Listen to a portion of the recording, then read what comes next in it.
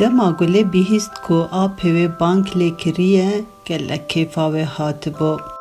Hem ji ber ku ji apê xwe pir hez dikir kêfa wê hatibû, hem jî apê wê li gund dima û gulê pir dixwest ku here gund bibîne. Gulê dema biçûk bû carek çûbû gund, lê baş nedihat bîra wê. Îcar ji ber ku betlaneya wê ya niha hefteyek bû, bêsebir xwe dabû benda roja ku ew ê biçe cem apê xwe. Roj gelek zû derbas bûne. Gulê ji otobûsê paya bûye û apê wê pêşwazî kiriye. Hevdû hemêz kirine, li gund her tişt hema bibêje li gorî texmîna gulê bûne. Li her cî dar hebûne. Ji derdûrê hemû bîhna kulîlkan dihat. Meşa li ser rêya axê ji ser rêya papûrê xweştir bûye.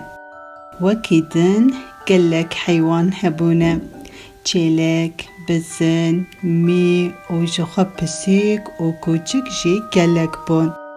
Apê gulê dibêje, te gundê me eciband gulê can. Erê welleh gelek xweş e. Min pir ji gund hez kir. Hewa gund, dar û berê gund, heywanên gund min gelek hez kir. Gulê û apê xwe li nava gund gera xwe berdewam dikirin. Lê tiştek balkêş hebû ku bala gulê dikişand. Apê gulê di ber kî de derbas bibûna silavek didawan. Gulê pirsî û got: Apo, ma tu çima silavê didî her kesî? Gelo tu hemû kesî li vê gundî naz dikî? Apê gulê dibêje: Na gulê can, ez hemû kesî nas nakim. Lê divê mirov nas neke jî, lazim e ku mirov silavê bide hev. Silav însanan nêzik hev dike. Gulê îcar zanîbû bê çima apê wê silav dide her kesî. Lê piştî ku gulê û apê xwe bi hev re çûn nava baxçê daran, gulê dîsa şaşma bû. Li her derî darê fêkiyan hebû.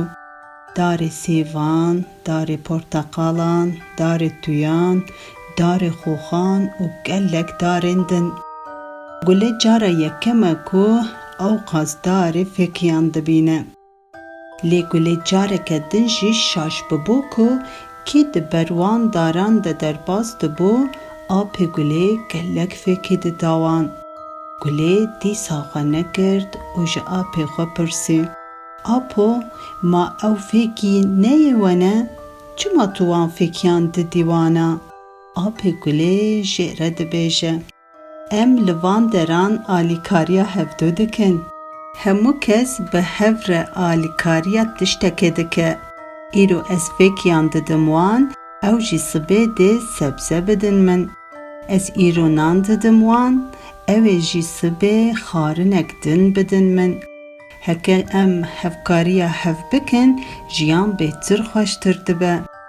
Dema ku apê gulê wisa dibêje, gulê jî kêfxweş dibe û xoxa di destê xwe de dike du perçe û perçeyek jê dide apê xwe û dibêje: Were em parve bikin.